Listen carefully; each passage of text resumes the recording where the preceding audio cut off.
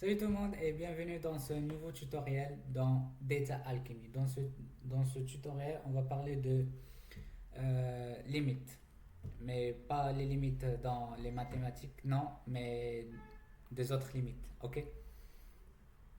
On va commencer. On va utiliser la même base de données, ok? On va utiliser la même table, select all from employees, et les mêmes données qui sont là.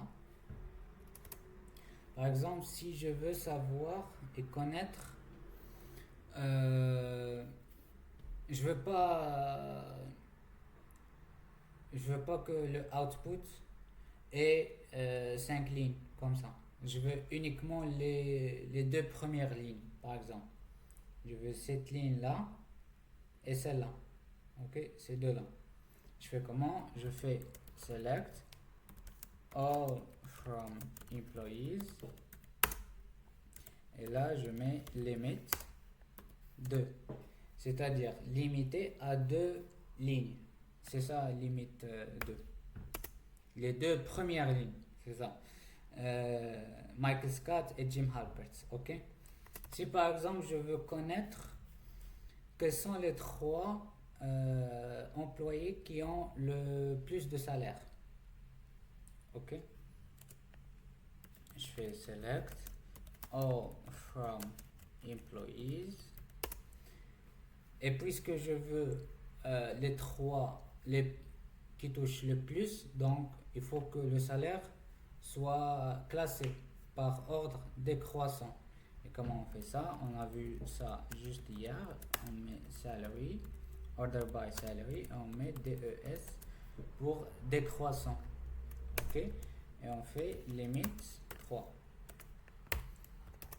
Et là, on a les trois employés qui ont le plus de salaire, 450 000, 60 000 et 55 000. Ok, si par exemple je veux savoir select all from employees, les employés qui ont plus de 50 000, mais je veux les limiter à juste deux employés. Je fais where, puisque j'ai une condition et qui est salary supérieur à 50 000 et j'utilise limit pour limiter à deux lignes. Et voilà les deux employés. Entre parenthèses, vous allez me dire oui, mais pourquoi tout à l'heure il y avait quelqu'un avec 450 et là on ne le voit pas?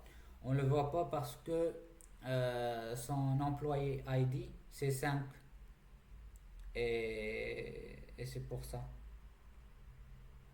Ok, si on met par exemple là 3, là on va voir l'employé qui touche 450.